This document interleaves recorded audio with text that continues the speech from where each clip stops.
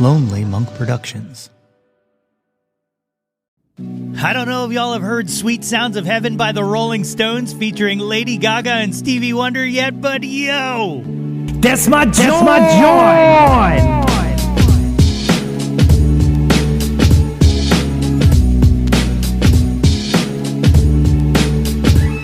Hey yo, displace the guilt and... What's good, friends and family, neighbors near and far? Welcome to an all-new episode of the Yo, That's My Jawn podcast. The podcast, website, brand, movement, way of life dedicated to the embrace and championing of your passions. I am your host, Nate Runkle, a.k.a. John Philip Sousa, a.k.a. Nate 3.0. Back at it again with yet another episode of the podcast.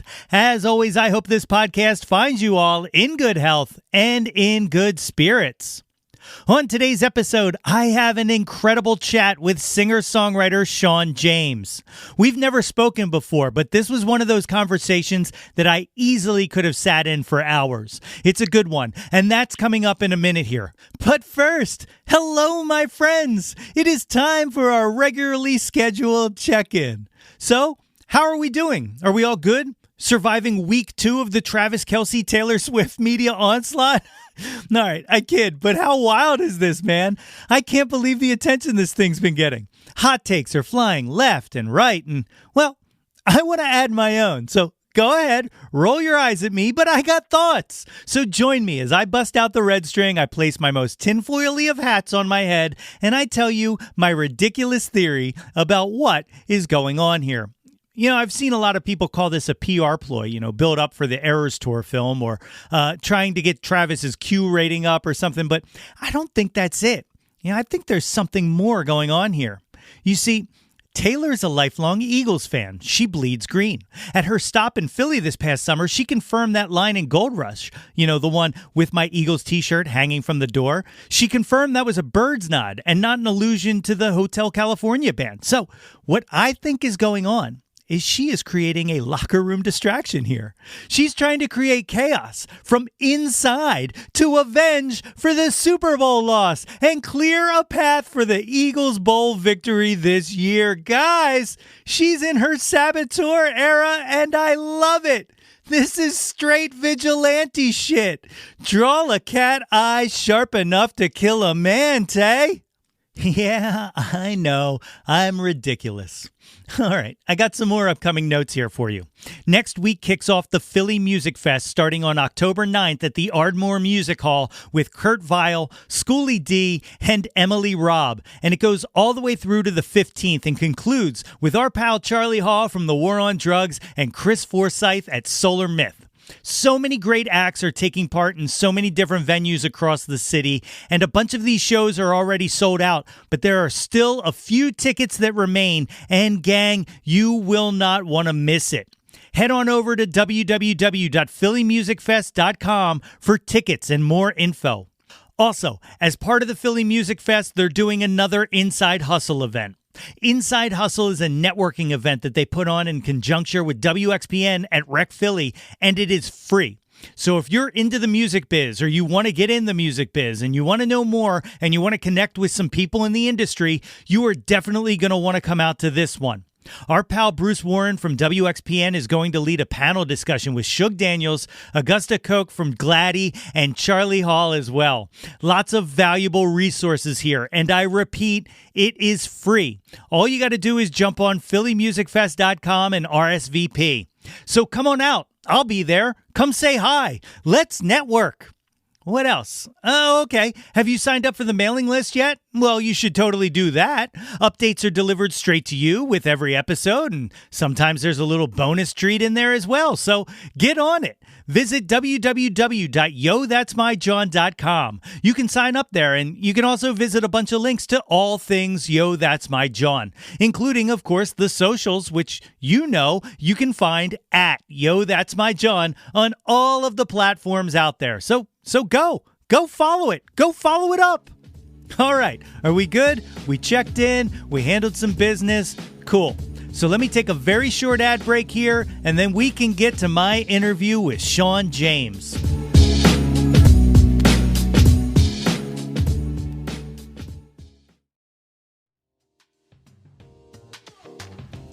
Yo, That's My Jawn is brought to you by Liquid IV. Guys, it is festival season. And you know me, I love a festival. And the secret to enjoying a festival is to stay hydrated. Liquid IV has you covered while you prep before, power through to the headliner, and recover after the weekend. Liquid IV hydrates 2 times faster than water alone with 3 times the electrolytes of traditional sports drinks. Man, I love Liquid IV. It comes in a convenient packaging and it's tasty. When you see me at the Exponential Music Festival this fall, you know that I will have Liquid IV on me.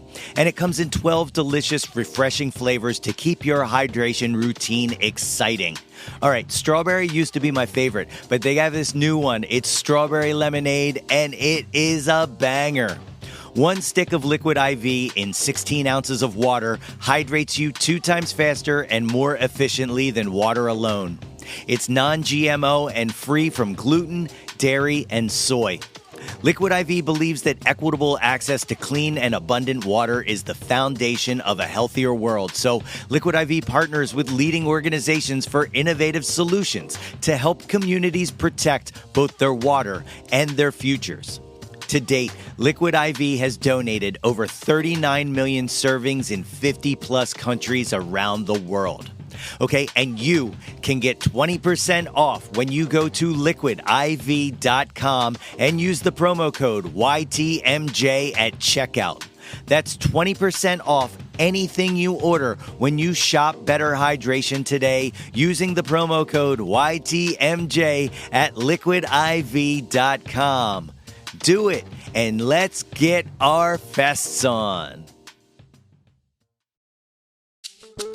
My guest today is a singer and songwriter out of Chicago whose soulful voice travels through a variety of genres, be it rock, R&B, gospel, metal, folk, and blues. His music has been featured on the Discovery Channel show Yukon Men, on CBS's Reckless, and on Showtime's Shameless, just to name a few. But it was his song Through the Valley that became his biggest breakthrough when the lead character of Ellie performed it in the hit PlayStation game The Last of Us 2. On this Friday, October 6th, you can catch him performing at the World Cafe Live in Philly at 8 p.m. And his latest EP, the concept piece titled Honor and Vengeance, is set to be released on November 3rd. Folks, it is my honor to welcome to the show, Shawn James. Ladies and gentlemen, I am joined today by the great Shawn James. Shawn, thank you for joining me on Yo, That's My Jawn. Hey, thanks for having me. I'm stoked to be here. Yeah, man. So I am super excited to talk about just your entire life in music and stuff like that. But I do have to lead things off by saying what a phenomenal voice you have. Like, you just, like, it just hits the soul, man. Like, it just absolutely crushes. Well, thank you very much. I grew up in Chicago, and I grew up with a weird mixture of like gospel churches. And then on the opposite end of that, when I was in school, they put me in choir and opera. So I have this weird juxtaposition of like soul and then classical world combined. And then I got into high school and I was like, screw all this. I don't want to do any of that. And I got into bands and stuff. So it's just a weird combination of everything I've done over the years. Yeah. When did your voice break as a kid? Did you always have a deep voice, or? No. I remember this, actually. It's a funny story. I was in choir, and the vocal coach and the choir director loved me because I was able to hit these high notes, and I was doing all these vocal competitions for the school. And then my voice broke, and then it was like game over for him. Like, he was not so stoked on it. I think it was I don't know, 11 or 12, something like that. Yeah. That's crazy. So you said you grew up in Chicago. Like, what type of music was playing around the house? Oh man, my mom was into everything, but she was very much into like 70s rock and roll and stuff like that. And then opposite of that, a lot of soul music was always around, like Otis Redding, Aretha Franklin, that kind of stuff is my bread and butter. But yeah, a weird mixture of those two things. And then, I grew up in a very, very religious household. So it was a weird, they wouldn't allow me to listen to secular music. And then yet that was the music they loved. And so it's like this weird Um, yeah, it was just strange, very strange with that. But I got a good mixture of everything. I find Yeah. that as I got older and moved out, that's when I started getting more music education in general, though, because I was more free to explore and get suggestions from friends that I never got before. Yeah, when you were a kid and that was kind of the house rule, was there anything you used to sneak back then? Was there like Oh, hell yeah, man. I remember we used to go to Sam's Club or something, and they'd have CDs, and I would take the parental stickers off of them and be like, yeah, mom, it's a Christian CD we got here. Yep. And she wouldn't listen to it. So I just snuck it right on by. That's awesome. Yeah. Did you always love music? Was it always like in your soul? Yeah. My mom said, I tell people that I don't remember a time when I wasn't singing. Like I came into consciousness and my memories, I was always singing. My mom said, ever since a young boy, I was singing along with whatever was on the TV or radio. And she just said it was always there. And yeah, I can't remember not loving it. For me, it's interesting because it's been a lot of things for me growing up. I kind of had a little bit of a tumultuous upbringing, with just, father issues, violence, this, that, blah, blah, blah. And music was always my escape, my therapy, my anger, my joy, sorrow, whatever it may be. So I have a very deep connection to it all for sure. Yeah. You talked about choir and church and stuff like that, but were you taking any instruments? Were you playing any instruments as a kid or? Just trumpet. Like Yeah. they forced me to play trumpet, my family, because they thought, oh, there you go, man. They forced me because I didn't really care. I just wanted to sing. And they were like, well, we want you to know an instrument and read music and all that. And so I got into trumpet and, I'm thankful for it. I'm not great at it today, but I still remember my scales and some fun little things. So, yeah. Yeah, that's the same. I literally only played trumpet in fourth grade. And then in fifth grade, I switched to clarinet. And then when I got to high school and they found out that I had that small little year of trumpet background, they threw a big, huge baritone in my hands. And they were like, now you play this. So I played that for a few years. But I only just recently bought this because I was having a conversation with someone. And I said, man, I don't think I could remember anything if I picked up a trumpet. And they were like, I bet it would come back pretty easy. And I found this for $10 in a Goodwill. Oh, and that looks I was nice. like, right, that's what I thought. It needed a little work. It needs a little a little love, but yeah. So I bought it, and he wasn't wrong, man. Like I just started. I was like, oh right, scales are just ingrained in my head now, I guess. Yeah. It's funny. It was the same thing with me, like the lip position and the mouthpiece came back like that. Yeah. And I gave it to my wife and I was like, you try. And no way. It's like blowing air. I know it well. So when did guitar enter? When did you start playing guitar? When I was in high school, I joined a band as a vocalist, and then I wanted to learn, and I think I got like a Fender acoustic for mowing lawns one summer. I think I was like 16 or so, and well, no, actually, that's wrong. I at 15, my dad had an old classical that was a POS, man. The neck was massive. And I was like 14 or 15 when I got it. And it was just too big for me. And I hated it. And I tried to learn to play. And it was just so difficult because of the neck and the size of my hands at the time that I gave up. And then I turned 16 and got the Fender. And that was like a much more, easy approach and feel. And that's when I really started learning chords. But I never really wrote songs until I was about, I want to say 24 or something. Really? Yeah, I'd always just sung. I'd written lyrics. I'd been in bands as the vocalist, but I never wrote my own songs. And I never had that desire until I got a little older. And I was like, well, you know what? I want to know how to do that. I want to know how to start to finish, write a song, kind of inject the emotions and create the atmosphere so that I can sing the way I want to over it. So at first it was just a tool to be able to sing how I wanted and create the structure, and then I just fell in love with songwriting overall. When you were just singing, and you were, writing lyrics and stuff like that, did you have a desire to write lyrics, or was it just kind of out of necessity as, well, I'm going to sing these, I might as well be the person who puts my stamp on it? No, I definitely had a desire to say some things, I think at that point, when I was starting to write lyrics, I was late high school. So I'd been through a bunch of stuff and I was starting to think about how it affected me and this and that, and starting to have big opinions on things, and starting to question religion and all this other stuff that was going on at the time. And so it was a good outlet for me to express those ideas and explore my creativity, really. Yeah. It was the word I'm looking for here. When you were starting to kind of create that voice, like what would you say it was reminiscent of? Like, what were kind of your influences?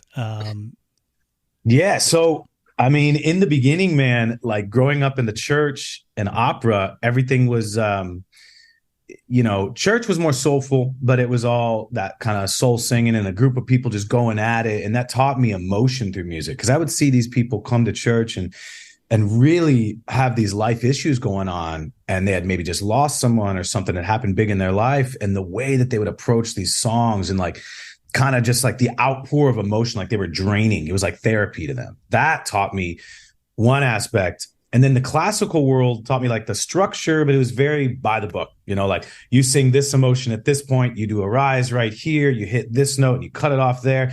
And as I got older, it just kind of infuriated me a little bit, and I was like, I just want to create what I feel. And so I got into, I think in the beginning, it was more like punk. And then I got into metal, and like, it was completely opposite vocal style. So I was screaming and doing these like heavy sounds that, were against everything that I had been taught and the structure. And it was kind of like, I guess you could say it was a little bit of a rebellion thing, but it was also new and fun and exciting to explore. And so in the beginning, when I was writing my own stuff, it was all that heavier stuff, and very angsty and very just over the top.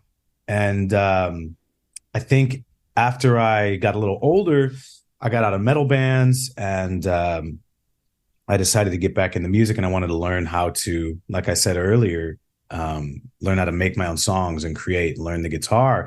And it's then when I reapproached singing clean again that I just fell back in love with that kind of soulful, big bodied voice. And the thing that I learned, though, was from doing the years of metal screaming, it taught me how to sing clean and then get this growl in the singing that I didn't know how to do before. So it was like, it was a weird, I'm just a weird mixture of everything I've done, and I kind of throw it together now, and it's made me what I am. It's awesome. Yeah, it's almost like you unlocked, like it was a attribute unlock, like in a video game or something. Like Yeah. You had to level up. You had to kill so many of these creatures, and then you get this exactly. skill. Yeah, totally. You had a side quest in metal, and then you came back to the main campaign. It makes sense to me. That's right. It all works. It's how my brain works. You mentioned kind of church and stuff like that, and I do think you said you've kind of fallen out of the religion aspect, but I feel like and like I'm the same way, but like I think the one thing that I feel like is lost in kind of everybody, realizing things and figuring things out is that sense of community and that sense of like, kind of, I don't even want to say belonging, but that shared moment of like, singing in a church. Yeah. There is something powerful to that, whether there's a higher power or anything like that, the act itself, right? And that is something that I think you've kind of beautifully captured in your work, is you kind of have that kind of presence in your songs. Yeah, it's something that I've always locked onto early and craved and needed. It's like that sense of when you get chills from anything.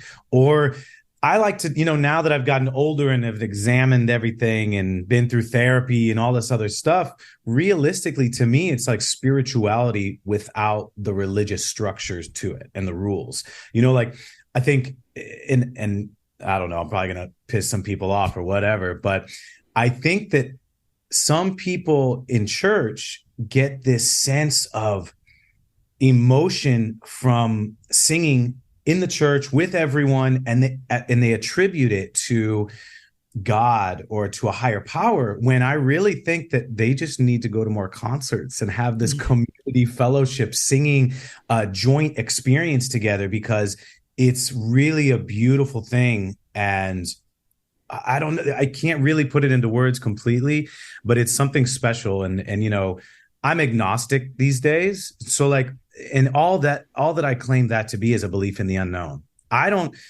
know if there is, I don't know if there isn't, I don't know what may be. I believe that we as humans can't necessarily define what it may be. And we've tried to, and like, no hate on whoever believes that. But for me, I just don't believe we can say what it is. So I just believe in the unknown. And yeah, there's something to be said for that. Like you said, that power of having this joint communal experience and fellowship that sometimes gets lost, you know, with a lot of things. Yeah, and I think you know, I'm very, very similar. I also consider myself agnostic and stuff like that, but I do like there. I feel like at times a lot of people want to throw the baby out with the bathwater. You know what I mean? Like there is positive parts, and I think like on both sides that, like, you know, what we're talking about in those moments when, you know, when you're all kind of sharing joy and kind of singing the same thing and just having that release. I think that sometimes some people downplay the power of that and try to ascribe it to something higher than what it is, instead of like appreciating and valuing, you know, the thing that we have created ourselves. And then on the other spectrum, like there's people who, you know, are completely so driven away by faith and stuff like that, that they reject and don't allow themselves to even experience something like that, that is very real, that doesn't require some sort of leap of faith or to believe in, like, say, a talking snake or something like that. You know what I mean? Like it's man. Preach. I'm 100%. I actually talk about this quite a bit because it means a lot to me, you know, and yeah, I agree with what you're saying 100%. You know, I feel like you were saying, it's the extremism on either side.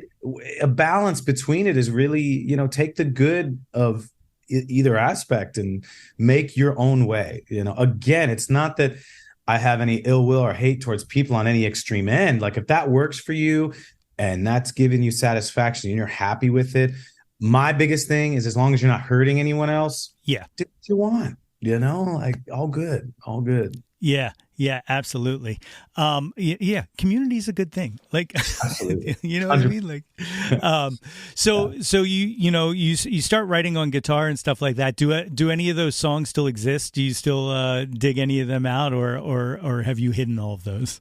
No, man. They honestly, the first songs that I wrote became the first songs that I released. Oh, awesome. Yeah, like I used to go to open mics. I think I was living in Nashville at the time when I really started getting back into it, which is a perfect place for it.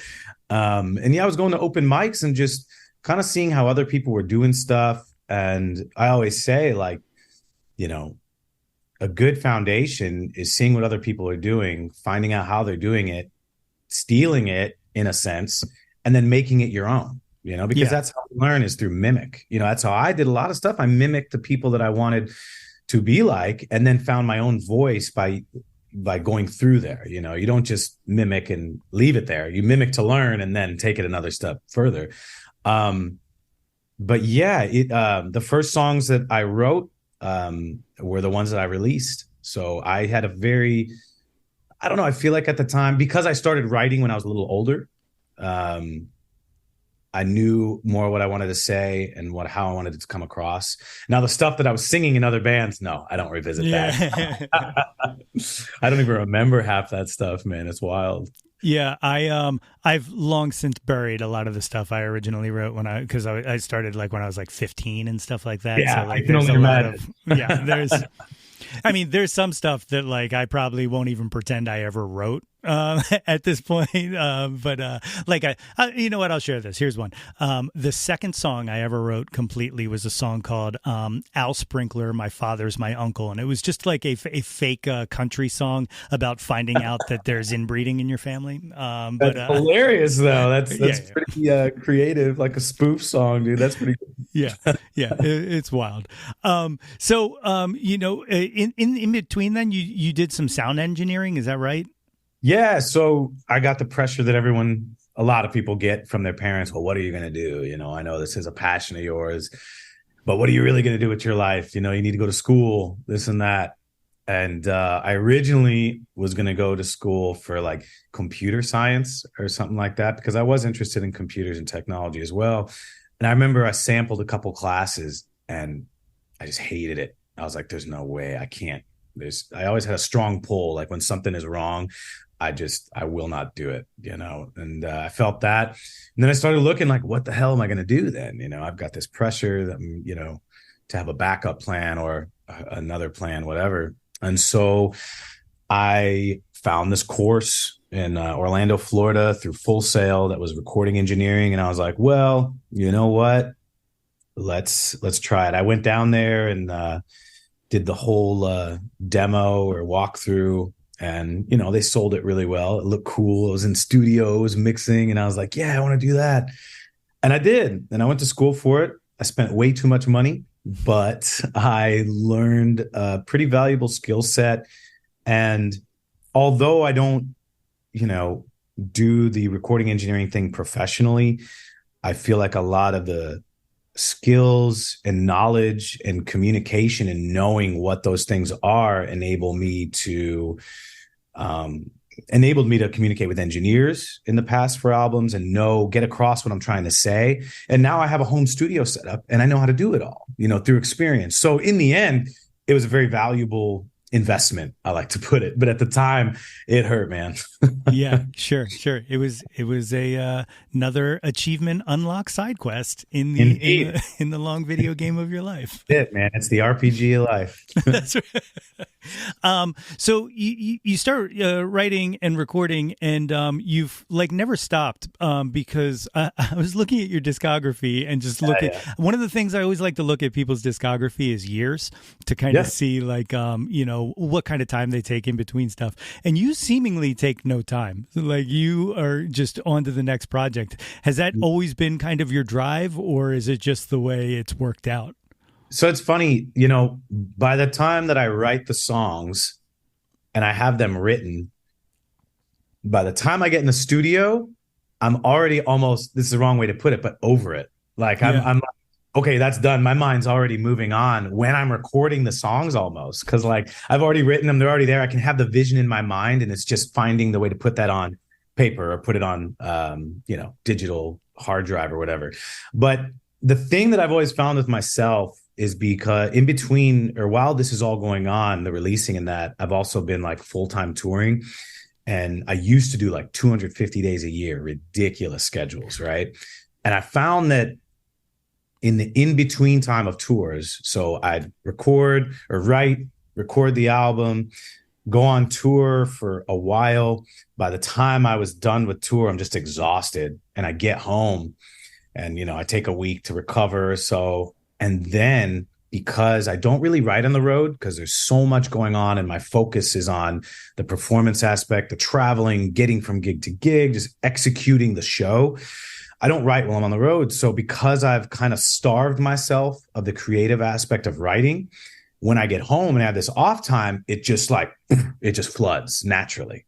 And so that's kind of been the weird roller coaster effect of the schedule and the releasing of albums that I've done. It's all been normally in the wintertime because I hate touring in the winter. I've learned, canceled shows, storms, all that fun stuff. And by the time I get home, I just have this itch to create, and whether I've written down an idea of a concept EP I want to do or a concept album, or whether I'm just playing guitar at home and then, get these song ideas and break out my phone and hit record just to capture the initial idea. That's kind of how it's been for me throughout the last 10 years. It's great. I mean, like it's produced amazing stuff, so it's working. Don't change it. But so that leads me to the other thing I wanted to ask. The other hand of that is, when do you rest? What does rest look like to you? Yeah, in the beginning there wasn't much, and I feel like being busy was a way. I guess it goes even further back. I started going to therapy in when COVID hit because I was on the road all the time. I was always busy. And when it got taken away at first, I was like, oh man, this is going to be like a vacation. I get to, and it was for like a month. And then it got kind of sad and depressing and made me realize that I was kind of keeping myself busy and not dealing with some things that I needed to. And so, after therapy, I think I realized that I was running myself ragged and not dealing with stuff and not giving myself the healthy amount of time to actually live a personal life outside of, the Shawn James, the musician, and the travel road dog and the recording artist. And then what about, Shawn, just the dude who has a cool life and wants to just be something outside of that entity, Yeah. So it was this weird, time, and I sifted through everything, and for the longest time I had no rest, man. And I thought it's what I wanted. I was drinking a lot and doing a bunch of other stuff in between, and it's exhausting. And by the time all that came around, COVID was a big rest for me. It was almost obviously horrible, but in another sense, it was a much needed stoppage, uncontrolled stoppage. Like I didn't have anything to do with it. It forced me to stop and actually take a look and create boundaries for myself in a much more healthy way, to where now I'm trying to find balance for, okay, here's the tour schedule with enough time in between for me and my bandmates to spend time with their families, have other hobbies, do other things in their life and grow. And then here's the recording time. And now I just feel like I'm in a much better place overall. And now I am finding the rest to be healthy, because I also feel like when I first started touring, I was like 25, or no, it was earlier than that. But when I started touring with this, I was 25 and I had all the energy in the world. I could get 3 hours of sleep, next day, wake up, drive 6 hours and give the best show ever. And my voice was recovering well. Nowadays, I have to be a little bit more careful. I'm almost 37 and I can feel certain things starting to be like, oh man, if I do that the next day, this is going to hurt me in this aspect, or my range might not be able to hit the same notes as I could because I didn't get this amount of sleep, or I drank this last night. And that was, so overall, it's a bit of a rant I went on, but I feel like I'm in a much better place, and I'm finally finding the way to balance everything and have a much healthier existence overall. Yeah, very similar. I'm much older than you, but one of the things I've had to learn in the past few years is I never took care of my voice ever.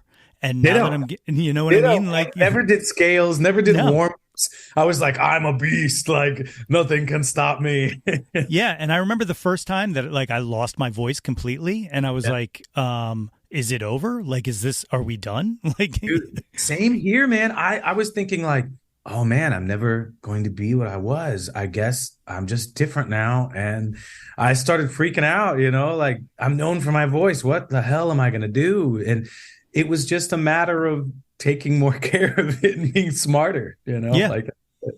Yeah. And sometimes I won't go for that note. Like I know, you know what I mean? That's another thing, man. I listened to my first record I put out in 2012, Shadows, and that was 11 years ago now.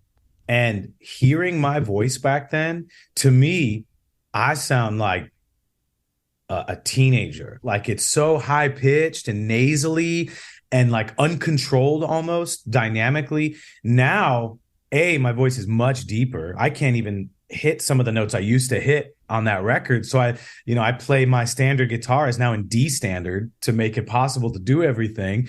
And even like you said, some notes, you adjust and you do things differently. And I've just had to accept that's natural in life. You know, like that's going to happen as I get older. It brings about new ways to approach songwriting. And now I have a depth to my voice and control in a different way. I feel like I'm better than I was. But, every now and then I still get the people that are like, oh, man, I miss it when you were like that. And I'm like, well, get over it because I'm not going back in time. I can't do that anymore. Oh, I know it well, man. I know it well. But I will say, like, for you, to me, it seems like a feature, not a bug. The kind of growing into your voice, like it just kind of, like I said, allows your stuff to resonate so much more. Yeah. Well, I had to get over. A lot of people have the perfectionist bug, right? And I had that like crazy. And I remember just beating myself up constantly on records.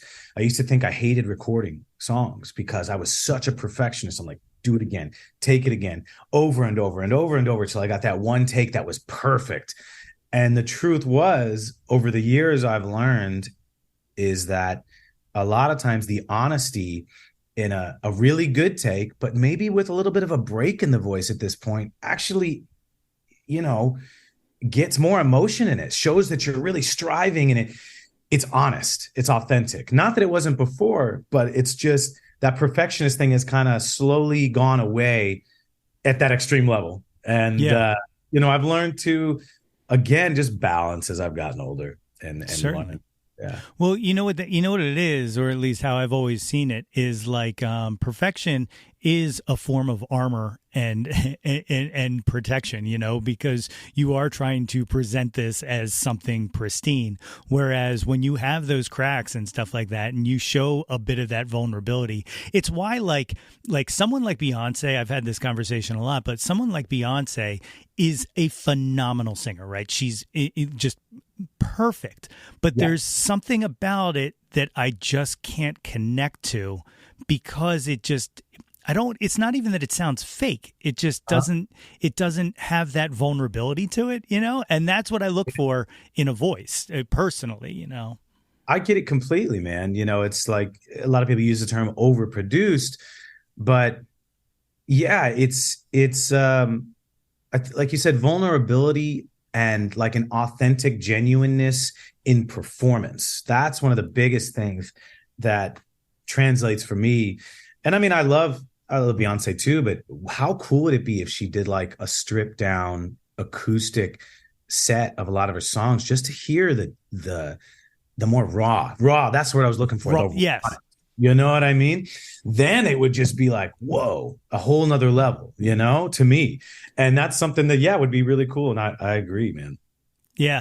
You mentioned doing therapy over the pandemic. I'm a big mental health guy. Like like you said, I understand that the pandemic was a tragedy because it was, but there were little things that came out of it. Like I feel like as a society, we're a touch little better at looking at mental health and kind of respecting it and stuff like that. Has it affected your songwriting? Like, have you seen noticeable differences in the way that you create now? Yeah. I think one of the biggest things before doing therapy and before COVID is when I would write these really emotionally intense songs and really honest, brutal, kind of introspective stuff about my life, I would almost be ashamed. I would be like, this is cheesy. This is, I don't know. Am I being too honest? I feel like there was a sense of shame about it, and feeling like people don't want to hear this and blah, blah, blah. And then afterwards, I feel like I've grown more comfortable. I will say it never stopped me from releasing the songs, even when I felt shame about it. But now I feel more at ease and comfortable actually being in that space, being vulnerable, and letting and showing people how I feel and why I wrote the song and explaining things and allowing people to connect. And I hate being put on a pedestal. I just want to be down to earth and real. And, I don't want to be idolized like that. I just wanted people to realize that I'm just another guy. Yeah, maybe I have a unique voice, but I've learned how to interpret my life and even stories I make up like mythology. There's something for me, stories and legends and folklore is a really cool way to translate things in life that might be hard to talk about, but you can kind of metaphorically do it. And so that would be the thing. I don't have that blockage up, as much as I did before. And I think therapy really helped me with that. And just in general in life, move beyond some things that were just weighing me down that I'd never even talked about. I never realized were affecting me, from my past. So yeah, it's a beautiful thing, man. And I think more people, I grew up in a family and environment that demonized that kind of stuff. You know what I mean? And I never did it, never thought I needed it. I'm fine. I got beyond all that. But in the end, I did need to talk about it. And I needed an external perspective to kind of sometimes validate what was messed up or what was, just another opinion on it. It was really cool for my perspective on it all. Yeah. I very, very similarly, over the pandemic and the past few years have kind of found myself somewhere buried in myself. But like one of the big things for me was like my family was never against sharing or, they weren't emotionally closed off or anything like that. But one of the things is that we avoid everything. We would just avoid brush it under the rug. Yeah, exactly. And it wasn't like, no, don't talk about it. It was just like nobody talked about it. You weren't told not to talk about it. It was just like, yeah, we're all just dealing with our own things and we all know what's happening. And, we'll just, so like, that's one of the things I've been trying to, work on is like not avoiding feeling, I guess is what it comes down to. Like my new mantra is you're allowed to feel things like 100%, man. Yeah. My thing is like I used to be very reactionary too, with stress and with obstacles. I'd react real fast. And now I'm just like, pause, take a minute and it's fine. We'll find a way around it. And I'm getting better, day by day.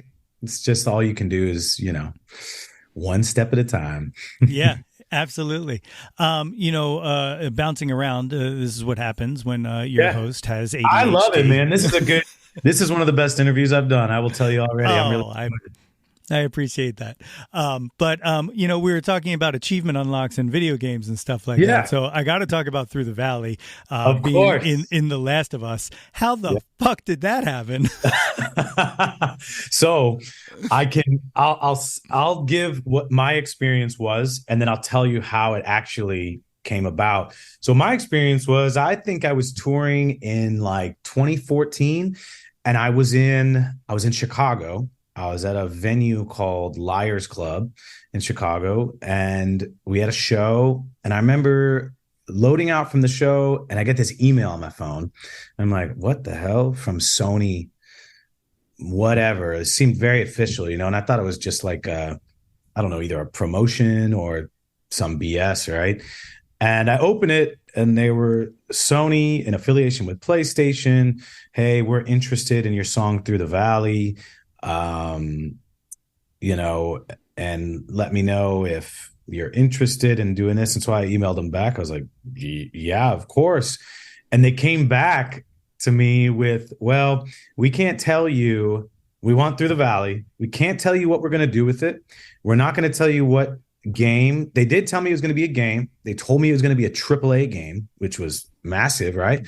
And they were like, we're not going to tell you if you're the one singing it, if someone else is singing it, if they're just singing a portion, how it's going to be used, your likeness. They wouldn't tell me anything.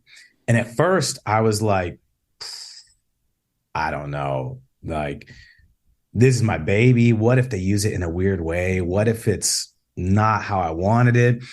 And I remember I talked to a couple friends, and one of them was like, you're an idiot if you don't do this, because look at you right now. You're very underground. You're struggling. You're digging in everyone's pockets just to find gas money to put in the tank to get to the next show. We're sleeping in the van overnight outside hotels, stealing their Wi-Fi, like, stuff like that.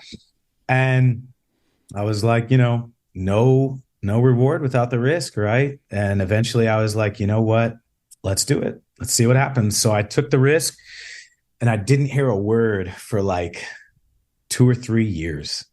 2 or 3 years. I agreed, did the deal, NDA, all that, and then never heard a thing. And I was like, man, I wonder if this is still happening. Then one day, it was in 2016, towards the end of 2016, they were doing the PlayStation Experience event, which was right around the holidays, I believe. And they emailed me out of nowhere.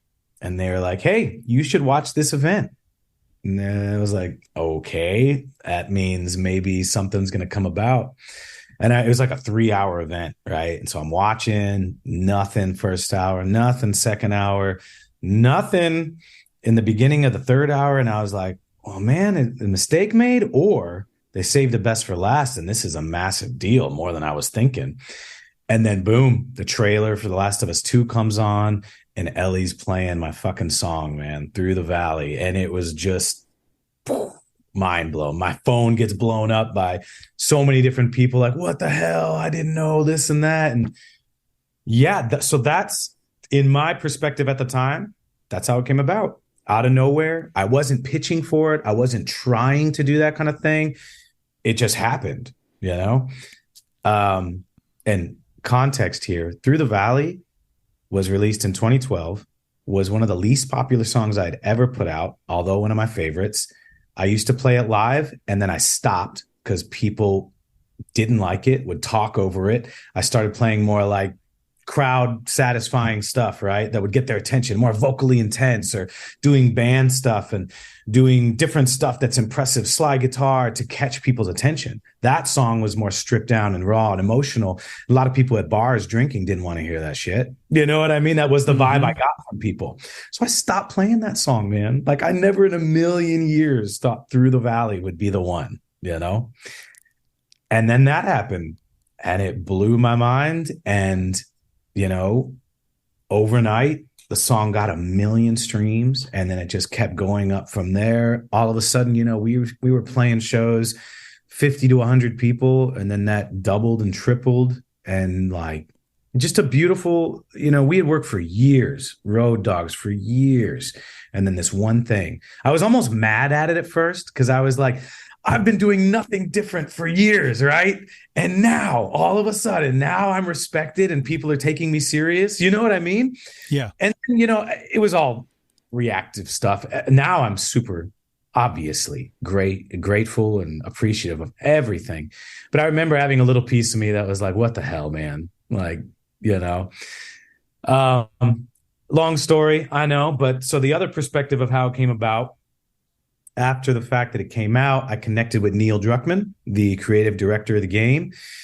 And I talked to him, and I was like, man, I got to meet him and hang out a bit. Now we're friends, we're cool on that level, which is crazy. And at the time I met with him, and I remember I went to lunch with him outside Naughty Dog. He invited us to the studio, and we went to lunch, and I was like, you got to tell me, how did you come across it? Why this song? How did this happen? Because all I know is this experience. And he was like, well, we were originally looking for a Johnny Cash song. We wanted to use a Johnny Cash song. And I guess, don't quote me 100% on here, but I guess something happened where they couldn't use it for one reason or another, whether that was copyright clearance or publishing. Something happened. They couldn't get it. And so he went on YouTube, and I guess he was looking at Johnny Cash covers or something like that. And I had played this house show in like 2013 that was super stripped down. I didn't even know this video was online. I covered this Johnny Cash song called God's Gonna Cut You Down. And he saw that and liked my voice and liked my vibe and style, and was like, this was 2013, so I only had one album out at the time. And so he goes and looks me up from there, finds the album Shadows, listens to the album. I think Through the Valley is like the 6th or 7th song on the album, gets to that song and stops and was like, this is perfect. This is what I've been looking for, like the post-apocalyptic feel. It just matched. Honestly, when I knew it was The Last of Us, I was like, there couldn't have been a more perfect match for that song, like the death and vengeance and the heaviness and everything about it kind of matched perfectly with what was going on with Ellie and Joel and the adventure. So That's how it came about. He found it through there, had his team reach out, and that's how I got the email. And I was like, are you kidding me?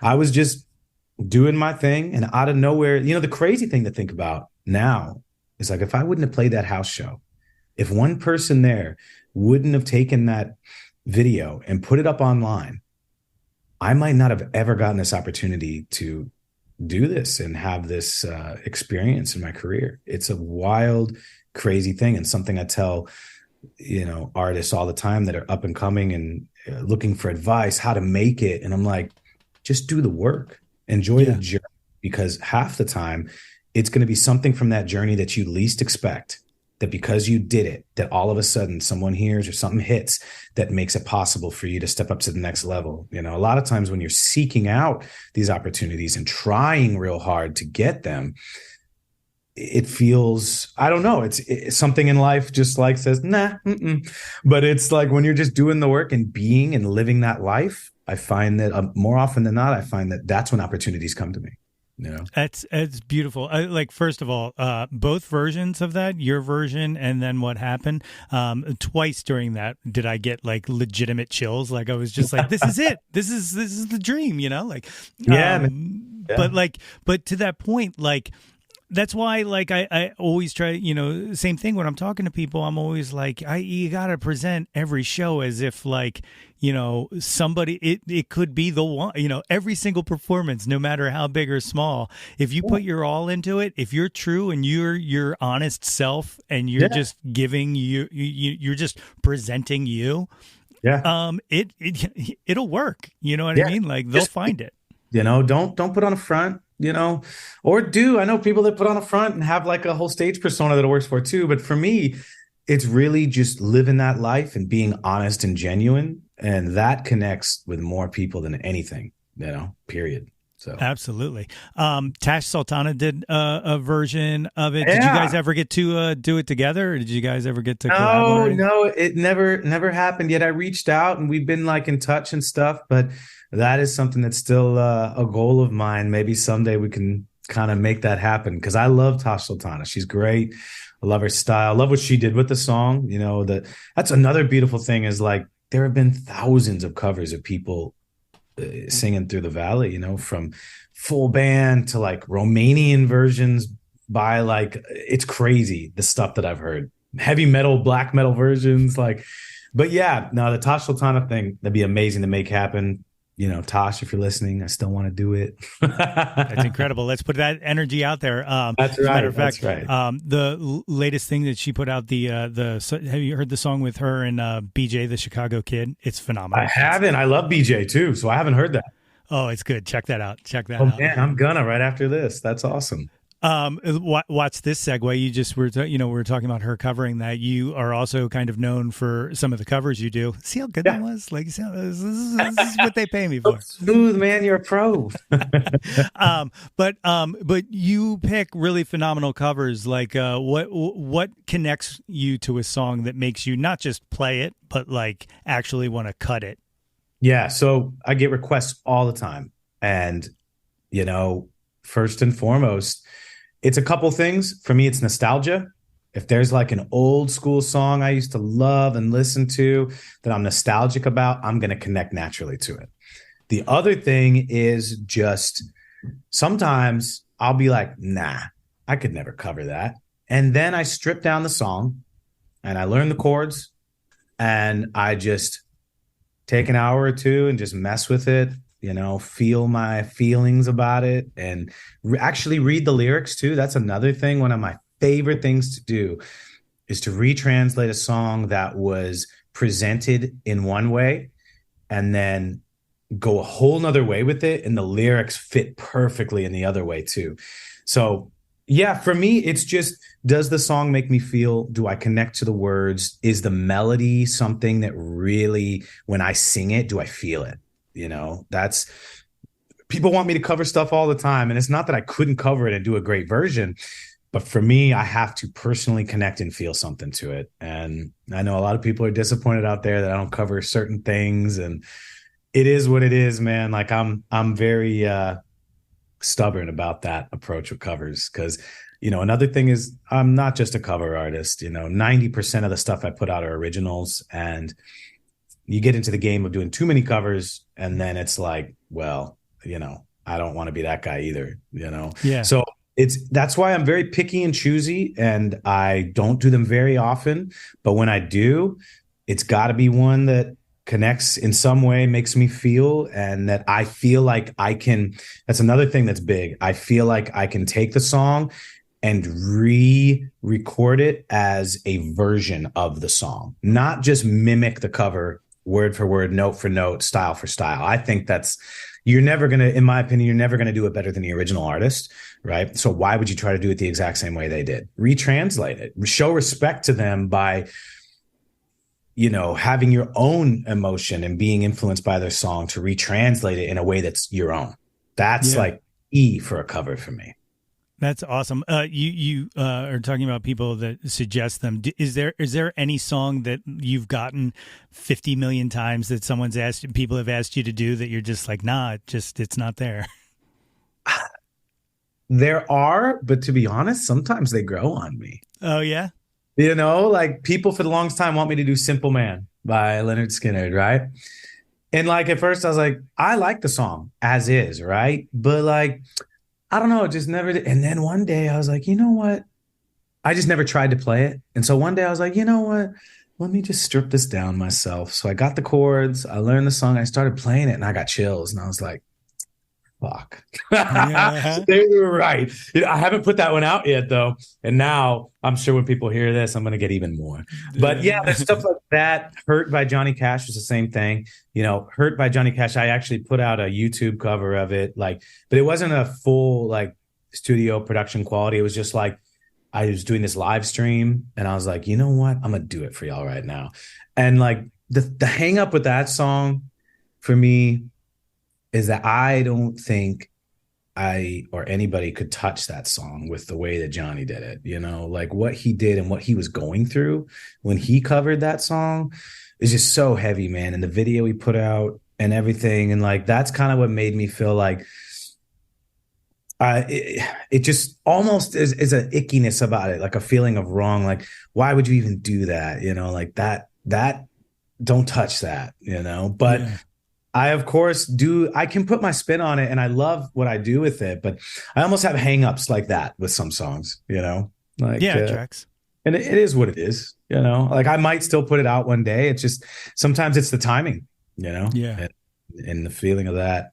But yeah, sometimes I'm trying to think of another one that's like a hard no for me. Man.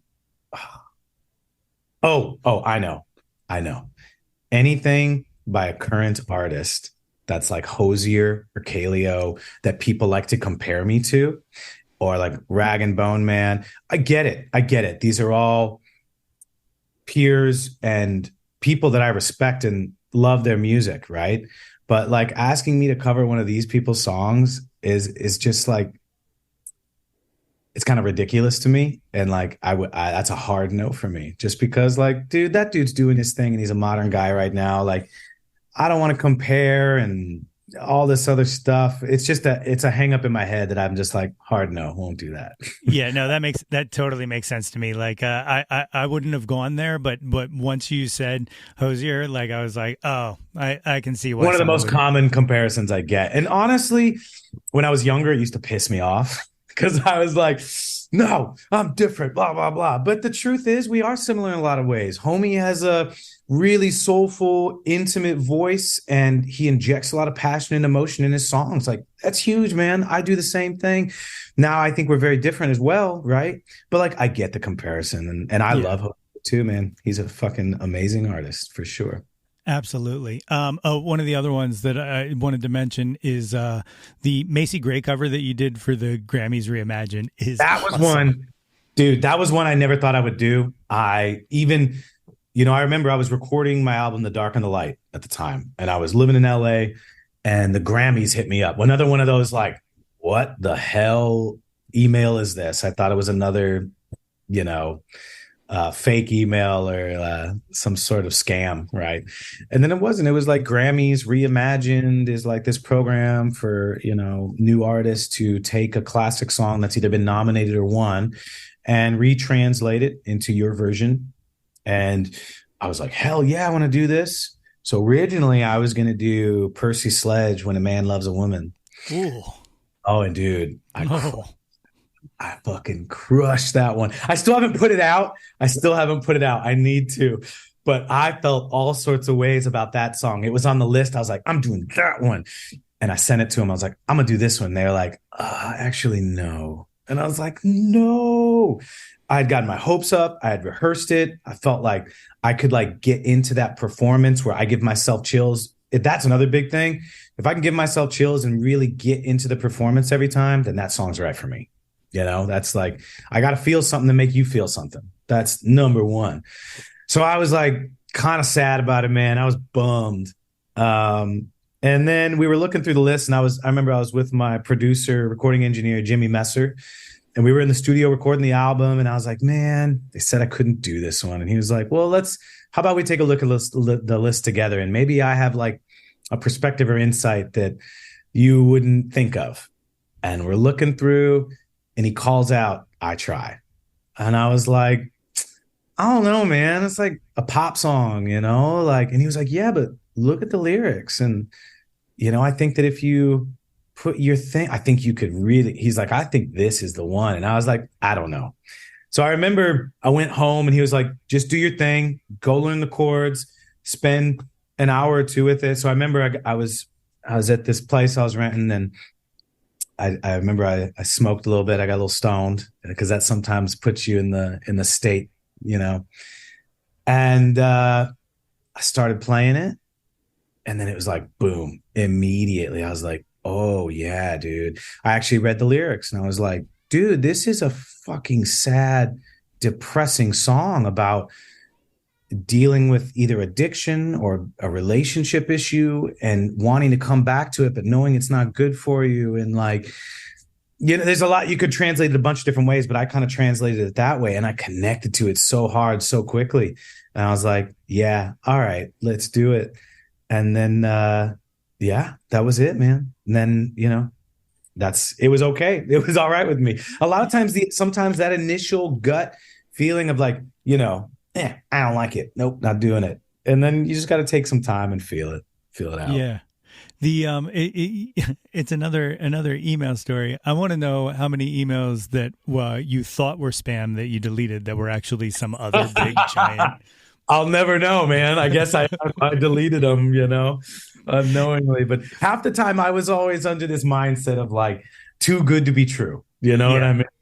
And some of the biggest opportunities have just come like that randomly. There's also been a lot though that were too good to be true. And so, yeah, the Nigerian prince, not really. Oh yeah. Yeah. I love it. So you're playing the World Cafe on October 6th. How long? When's you said the tour starts very shortly, right? Yeah. So the band comes in, and we start rehearsals on September 12th. I normally like a week of rehearsals. I don't like to do too much, but not too little. A good balance. And then tour starts. I think we leave September 18th. First show's on the 19th in Seattle, and then it's full U.S. and major city Canadian. We're doing, Toronto, Montreal, Vancouver. But yeah, full U.S. and about 27 shows in 30 something days. So a big haul, big run. It's killer. Do you with your newfound being able to take breaks, do you still enjoy the road? Are you still a road dog? Yeah, dude, I feel like it only makes me appreciate it more now that I take more. Like I don't take it for granted. Not that I ever did, but there's a sense of freedom of leaving everything behind and going on this mission with your friends and just having this unique fellowship and community, and then also connecting with people all around the world. I never thought I'd ever be able to do it. And it's a beautiful existence that I will always appreciate and do it for as long as I can. It's yeah, no, I love it. I truly love it. There's ups and downs to everything, like there's stressful times. Like we're in the state of the tour right now because we run everything DIY, so me and my wife are the tour managers, the advancers, the preppers. We're doing a tour bus for the first time ever because for 10 years we did, vans, trailers, sprinters, RVs, this and that, and doing all the driving ourselves. And last year really weighed on us.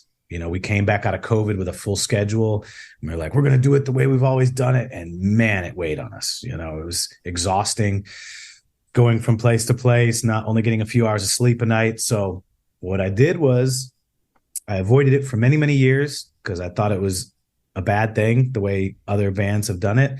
But I implemented a VIP program that I felt like I could taper an experience and an authentic, make it worth the money that we're charging for it, capping it at 25 people a night. They're getting merch items, unplugged acoustic show before the actual show, like a bunch of really cool things that I would, if I loved an artist, I would immediately do that. You know what I mean? So I feel like I made it right. And what it's doing is it's literally paying for the amenity of a bus and a driver so we can have a little bit of an easier existence and give a better performance night to night and be able to do this in a healthier way. So yeah, it's the first time and I feel very fortunate to be able to do it. They're almost all sold out, which is another thing. Our fans have really supported us and have really made it possible for us to grow and not have all this weight on our backs and stress, not only of living that life, but, taking away the travel stress, which is a huge portion of it. Dude, that's killer. Like, it's one of the things like that I really think another one of those benefits that came out of COVID is I feel like the relationship between musician and listener has gotten so much better that when you present something like that VIP program, like there are people who absolutely, absolutely would help support that, especially like you said, you're capping it. It's not some kind of gross cash grab or anything like that. No, it's not for profit. It's literally to pay for something that'll make our lives easier on the road and give better shows, and I got a little in the beginning when I announced it, man, I got a few comments that were like, I never thought he would do something like this. And I was like, oh, hell no, type. I just went off. And like, I backed up. First, I was angry. But then I was like, you know what? I get what you're saying. It's why I have avoided doing something like that for 10 years, because I feel like with a lot of artists, it's a cash grab. They just want more money. They want to get more things. But the way that I found to be okay with it was to actually present something that I felt was worth the money that I would pay for one of my favorite bands that I was going to see. So, and once I did explain myself, I didn't have to explain myself, but I did because I wanted people to understand where I was coming from. And it was accepted so warmly. And even the people that were talking shit turned around and were like, whoa, actually, I get it now that you kind of laid out why it is you're doing this. And it turned out to be a beautiful thing. That's another thing, like being honest with your fans and kind of removing this veil that a lot of artists have. Like, oh, I'm on a stage, I'm on a pedestal, I'm a rock star or whatever. Like, cut the shit, man. Like just be authentic and connect, and it's gonna make everything so much better. So yeah, I feel lucky, very lucky. Awesome. I love it. Well, at this time, you want to go through my Jauntlet questionnaire. These are the questions I ask every guest that comes through this work. It starts with the one-hit wonders. You're just picking a favorite. First one, Billy Joel or Elton John? I'm going to go with Billy Joel. Yeah. I think that, do I have to explain why? If you'd like. Yeah, absolutely. I would say just personally, I feel as though some of the songs from Billy Joel I've connected to a bit more. So not knocking Elton John. He's a hell of a writer and performer as well. Love him as well. But I think I just connected a little bit more to Billy Joel. That's it. I dig it. You have any Billy Joel in your repertoire? Is there any that you... I never have, but now you're going to make me think more, man. I'll submit my suggestions. I love covering the classics. It's awesome. Next one, Debbie Harry or Joan Jett? Joan Jett. Yeah. I think Joan was just much more raw and more of that rock and roll kind of straightforward attitude, like all about it. Yeah. I dig it. Aretha Franklin or Tina Turner? This was a tough one for me, man, because I'm big on my soul singers. But in the end, I have to go with Aretha because I feel like the gospel and soul element in her stuff. Oh, I'm not be careful how I say this. Tina felt like she was a powerhouse too, man. Don't get me wrong. But there was a more pop element to her, in my opinion. Whereas Aretha had this like church girl. Oh, man. I remember there was this documentary they put out. And when I watched that, it just backed it up even more. It was like her performing at some church. And my God, it was one of the best vocal performances I've ever heard. So Aretha. I love Tina too. Don't hate me. That's killer. Nirvana or Pearl Jam? Nirvana. Yeah. Nirvana. For me, I don't know. I dig some of Pearl Jam stuff, but for me, it was an immediate with Nirvana. I connected to them a bit better. More, they're both awesome, but again, no reason why. Maybe it was just the timing of how I grew up and what I was exposed to. So for me, it's Nirvana. All right, right on. Janis Joplin or Stevie Nicks? Janis, for sure. I saw that one coming. Yeah, just the rawness and the soulfulness and the attitude and like when Joplin would unleash and hit it. Stevie's great, but I don't think she's ever done that kind of stuff. I love it. The big cliche one, Beatles or the Stones?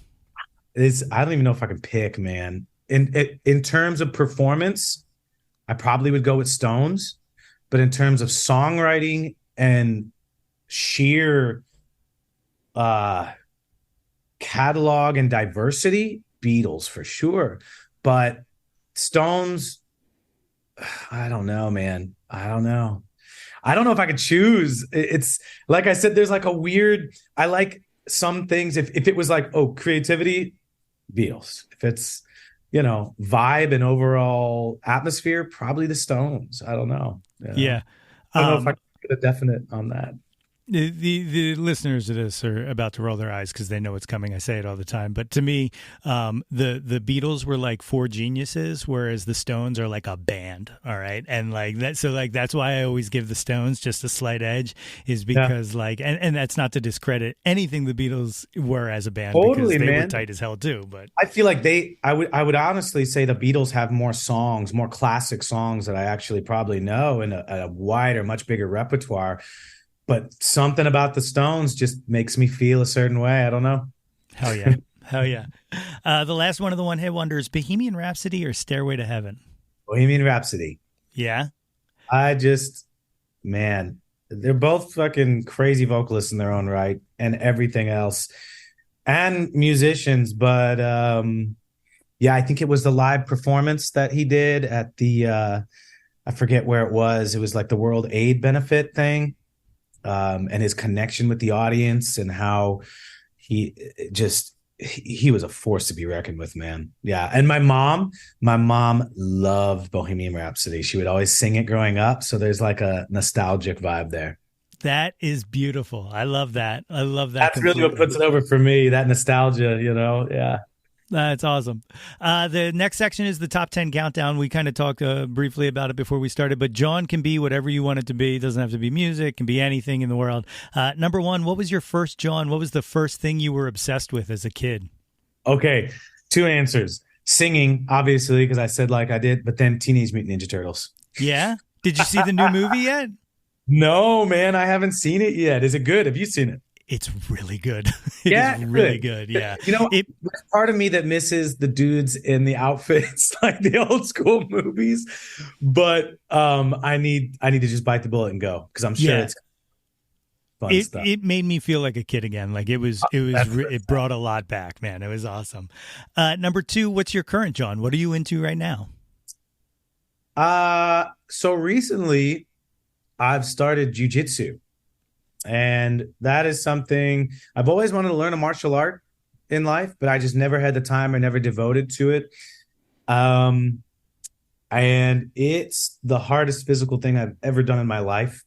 I come back with new injuries almost every time, but there's something about it that is, I don't know. I feel like I need to get out a lot of physical exertion and energy. And for the first time, I feel more balanced, not just with songs creating that or music performance creating that, but physicality. There's something about it that's really given me a really cool understanding. And there's like a therapeutic element to it. And it's like a mind puzzle. But to be honest, like I started last October and I had to push pause last week on it because I was like, I can't get injured before rehearsals and tour. So I want to do it. I'm like aching for it, but at the same time, it's not worth compromising a tour coming up. So I had to push pause. So I guess I'll be back at it this fall. But yeah, jiu-jitsu it's really gotten a lot of popularity. It's like become the martial art recently. And I kind of get why, man. It's fun. It's hard as hell. Hardest physical thing I've ever done. Like I come back and I feel like I need a nap, man. It's wild. The most I've ever sweat in my life. It's ridiculous.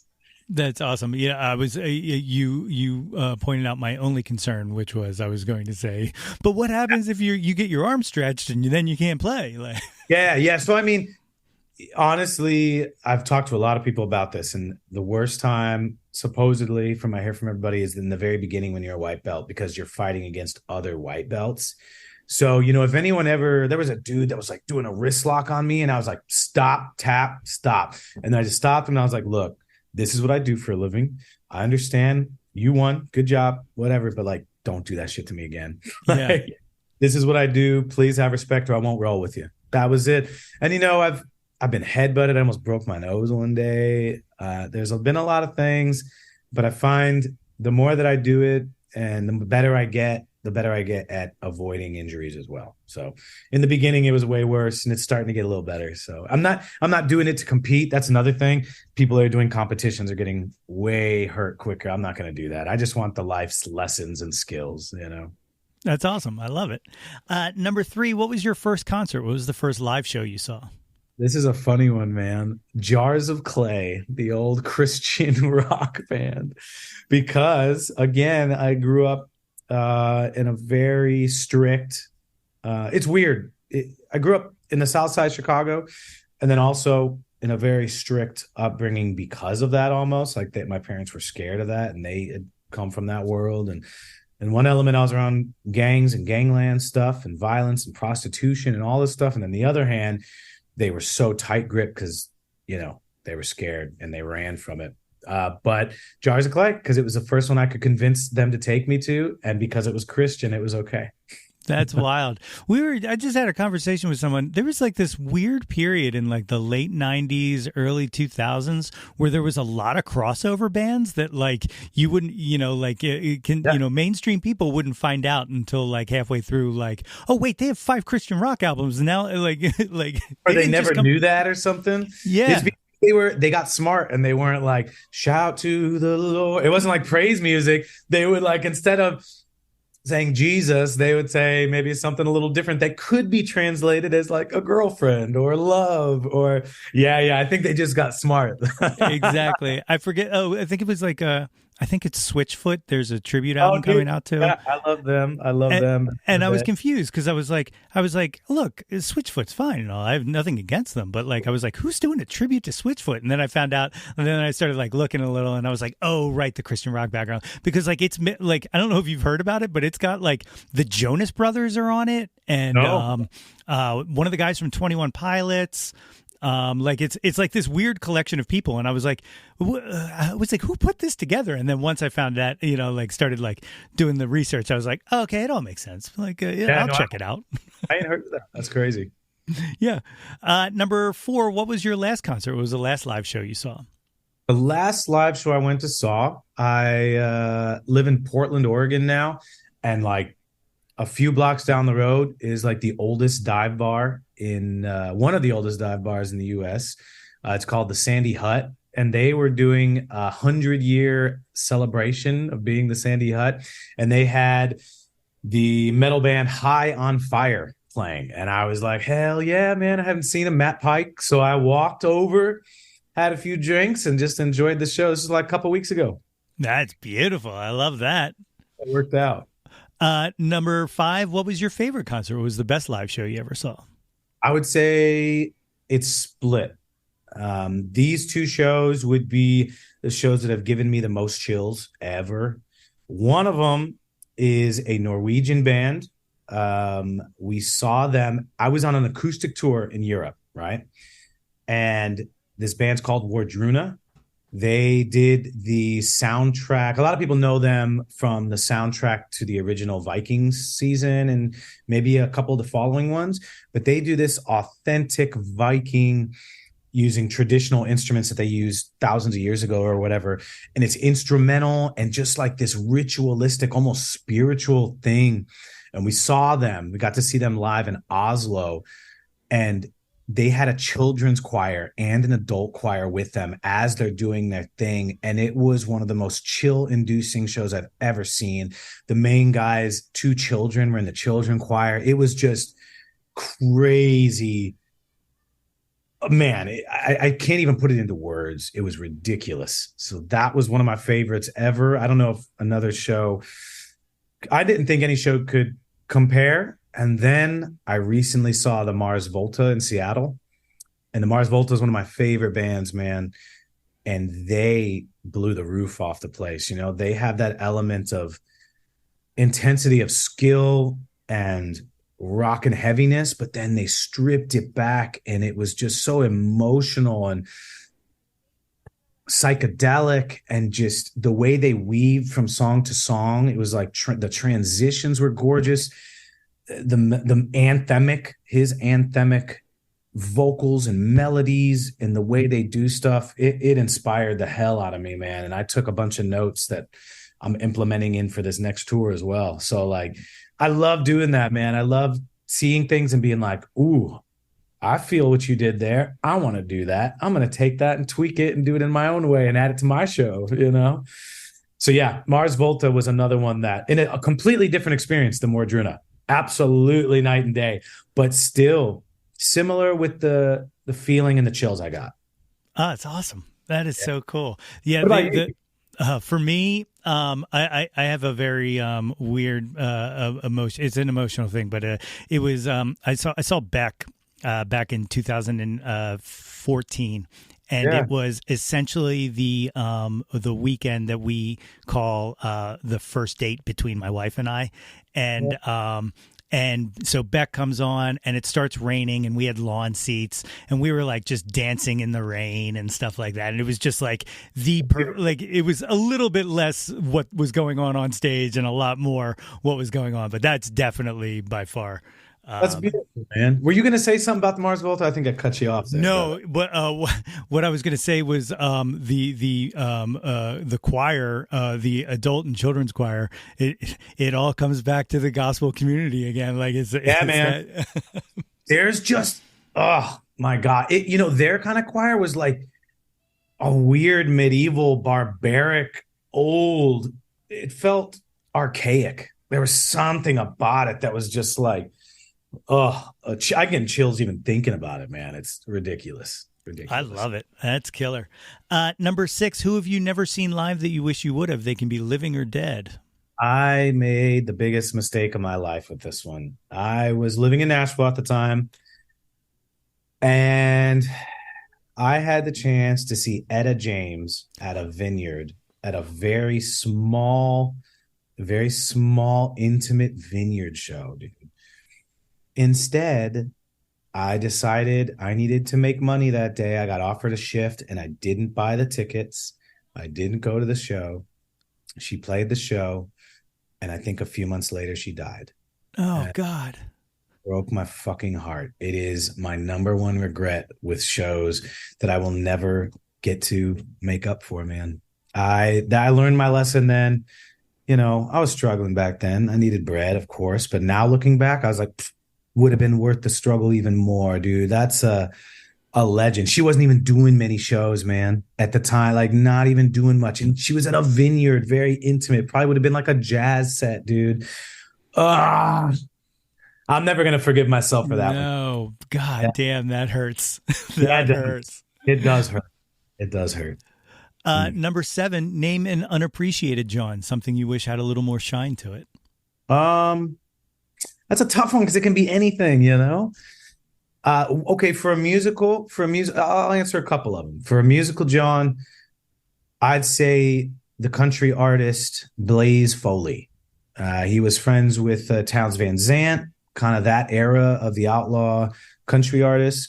He goes deeply unappreciated, man, but he was so good and so influential. And he died at a very, very young age and never got to, um, do his thing. But there was something about the authenticity. There's a couple albums he has out. One of my favorites is Live at the Outhouse, where just his banter in between songs and his performance is so raw, so authentic, so genuine, so in the moment. The crowd participation, you can hear that sometimes there's like 10 people out there, and just the back and forth, there's just something so beautiful. So yeah, for unappreciated musical artists, I'd say Blaze Foley is one of my favorites. Yeah. That's awesome. I got to check that out. Yeah, no, I don't. Check him out, man, and check out that album. There's something special about it. And then that's a tough one, dude. Unappreciated anything else?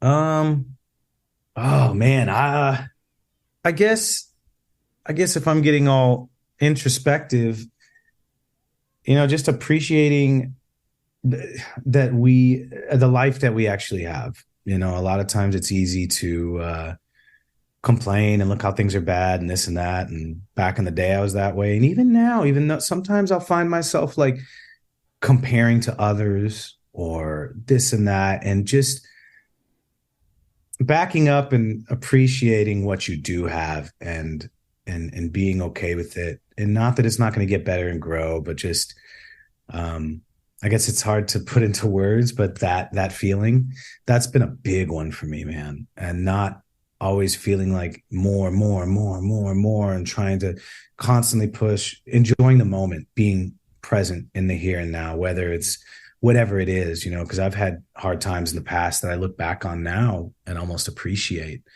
and kind of made me who I am, so kind of appreciating your circumstances, even though they may be rough right now. It's not always going to be this way. And sometimes you'll look back and find that those times were better than you remember, maybe when you were going through them. I love that a lot. I dig that a lot, man. And I 100% agree. Like that's a phenomenal answer. Thank you. Number 8, favorite album. And I know that's a hard one, but.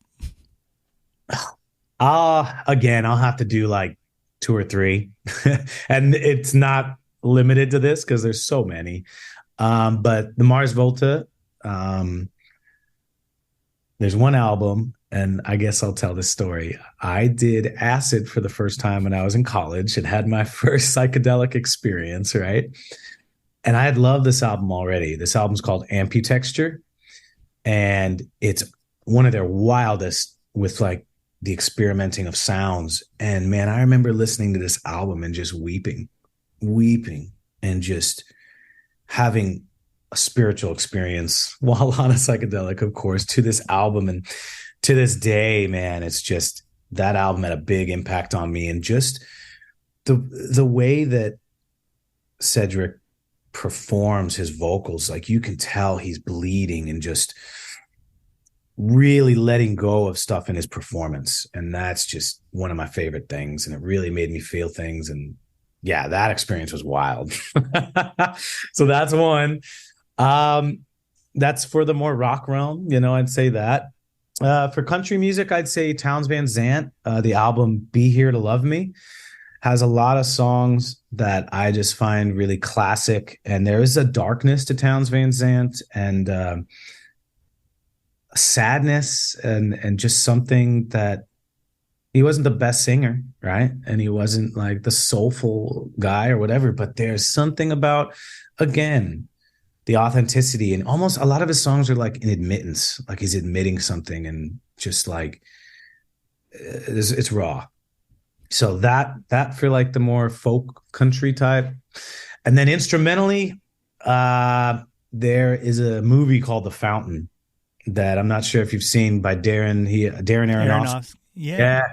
And the soundtrack to that, oh my God, mixed with that movie. So the soundtrack for The Fountain, man, that one is massive to me. There's something about it. I think it was done with the instrumental band Mogwai, if I'm not mistaken, with Clint Mansell. That's right, Clint Mansell, and I believe it was Mogwai. So you have this like post-rock hardcore instrumental with Clint Mansell's kind of like symphonic composing that is just unmatched to this day for me. That's awesome. My buddy and I, we got into a conversation. He was on the very first season of this, and he's an enormous soundtrack guy. But we go deep on. I don't know if you're familiar with the Cloud Atlas soundtrack, but that is another one that is just okay. Yeah. All right. I've seen the movie, but I don't know why I never connected to. I'm gonna look that one up. There you go. One for you, one for me. Oh yeah. Number 9, name an artist whose output you'll consume anything they release. Yeah, this Chicago instrumental rock / post-hardcore, no vocals. Their name is Russian Circles, and I fucking love them, man. Everything they put out, I feel like is right on the money. I've seen them live a couple times and just is good live and intense. There's something about it, man. There's it's ambient, it's atmospheric, but it also hits hard and is like heavy hitting rock and just really rhythmic and tons of mathematical kind of polyrhythm. It's just, I love it. It's beautiful. And it like makes you feel something about the atmosphere ambient thing on top of all that happening just gives me chills. Like it's like a beautiful brain puzzle, like when you're watching and experiencing. It's wild. Yeah. That's awesome. You're giving me a whole list of things to check out today, man. Check it out. Russian Circles, man. I love them. Yeah. I'll rep that. That's awesome. The 10th and final of the top 10 countdown. What is your favorite Jawn of all time? Again, can be anything you want it to be. Yeah. I think getting chills from something, whether that be a movie, a book, a concept or idea, or music, that's obviously my number one thing. Yeah. Just getting chills and feeling something that you can't explain from an experience, or like it can be a view. You pull off on the highway and there's this epic view, or traveling and experiencing things too. I think most of my favorite people are people that have lived a life where they've gone and kind of explored and have been open to experiences, and it really changes them. And, I guess just, experiencing new things and broadening your horizons. And then that feeling of getting chills from whatever it may be is one of my favorite experiences. That's killer. I dig it. One of the other things that I just want to glance down, and I can't believe I completely forgot to bring up when we were talking about covers. And this is just praise. This isn't even a conversation to be had. The fucking Number of the Beast cover, my friend, is that was a choice. And fuck all you. right. I have to come clean here. Have you heard of Djali Zwan? No. So do you know the movie, I think it's called Spun, about meth and all this other hard drug stuff? So there's a cover in the movie. I did not translate Number of the Beast in the way that I did from the original song. I translated my version from the version by Djali Zwan, DJALIZWAN. And their version is basically the catalyst for my version to come about. It's not the same. It's different in its own way. Theirs is much more mellow and way more, but it's still haunting. And they translated the song into that, which made me get inspired and translate it into my way. All right. Well, it worked, man. Check it out, though. Their version's phenomenal. And I think, I don't know if this is true or not, but I heard the Djali Zwan is Billy from the Smashing Pumpkins project. Oh, right. I'm not positive. I heard that. It might be a rumor, but I think it may be. So who knows? Maybe I should Google it and get some more knowledge. But yeah, man, I love that cover. I love seeing people when I'm playing that, especially in the beginning when they didn't know. And I'm going through like the verse and they're like, I know this. What is this? And then the chorus hits and they're like, no way. It's undeniable when the chorus hits, Yeah. It's beautiful. It's a beautiful thing. Other than the tour, you got any you recording going on? Yeah, man. I just got done tracking a full length album. It's supposed to be an EP. It's a concept EP. I've always wanted to do it. I've always wanted to do a Western gunslinger, Ennio Morricone style, old school Wild West musical kind of EP concept. And so I did. I wrote it this beginning of this year, pretty much, and fleshed it out, got ideas, got my band to play on it, track the whole thing. It's being mixed and mastered right now.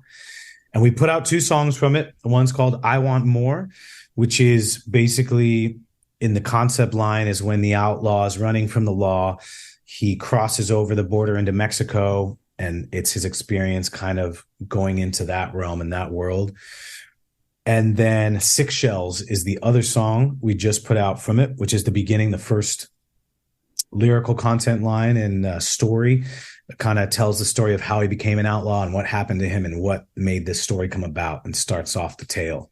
So yeah, it's probably one of my favorite things I've done, man. The longer I record and write, the better I feel it. I know how to get across what I'm trying to do. And I'm really excited for this one. So this one's going to come out, I believe, November 3rd is the goal. So we tour. We're going to play a few of the songs. Obviously, I Want More in Six Shells, but there's another song we're going to play called Muerte Mi Amor, which is, I don't know, I have a good feeling that it's really going to resonate with my audience. It's one of the most emotionally intense and songs I've ever written. So it's like 6 minutes long, but it doesn't feel that way to me. And it's just an acoustic. It's a Spanish guitar and my voice, and that's it. And there's something about it, man, that just I can't put my finger on it. When I first was writing it, I got emotional. I teared up.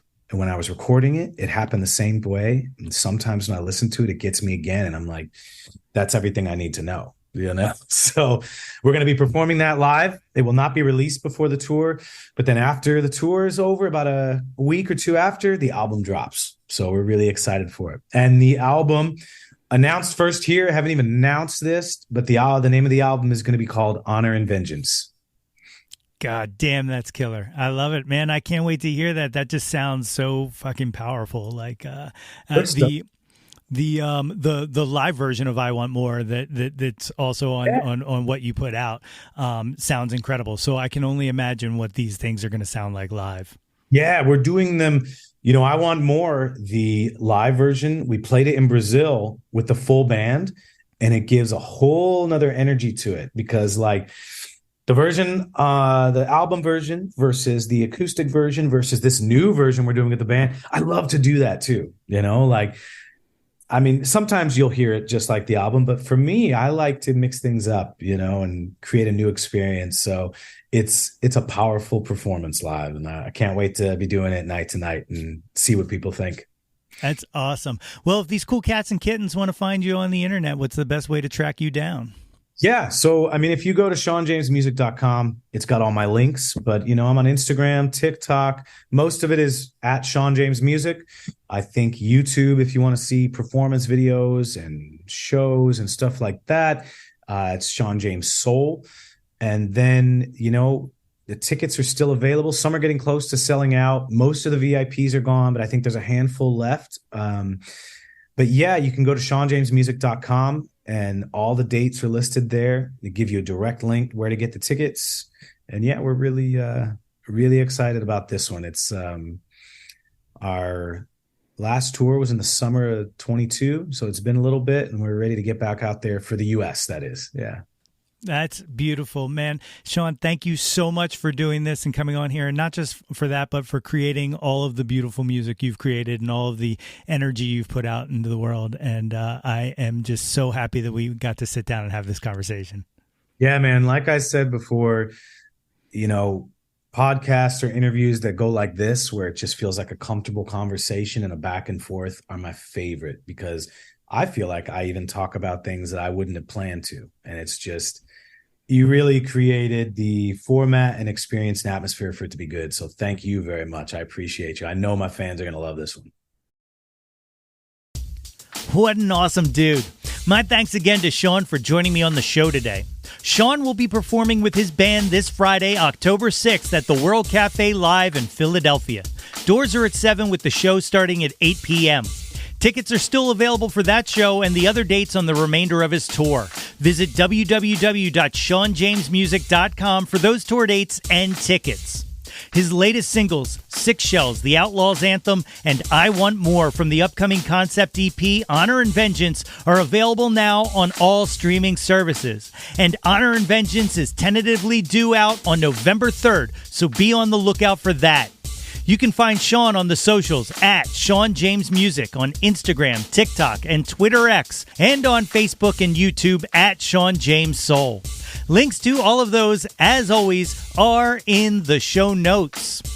If you haven't done so already, please be sure to subscribe to the Yo, That's My Jawn podcast wherever you get your podcasts from. And guys, it is not too late to get yourself a super awesome Jawn Scout merit badge for citizenship of the world just by rating and reviewing us.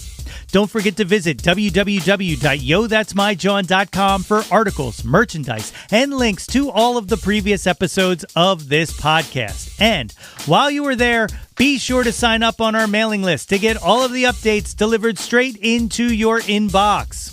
Like us on Facebook at facebook.com/YoThat'sMyJawn for updates and live streams. Follow us on Instagram and Twitter X at Yo That's My Jawn, and search Yo That's My Jawn on YouTube to find the Yo That's My Jawn YouTube channel. Like and subscribe the heck out of that ish. We want to hear from you. Reach out and touch some Jawn. Can you believe it's October already? Spooky season is upon us. Blue skies. Until next time, everybody.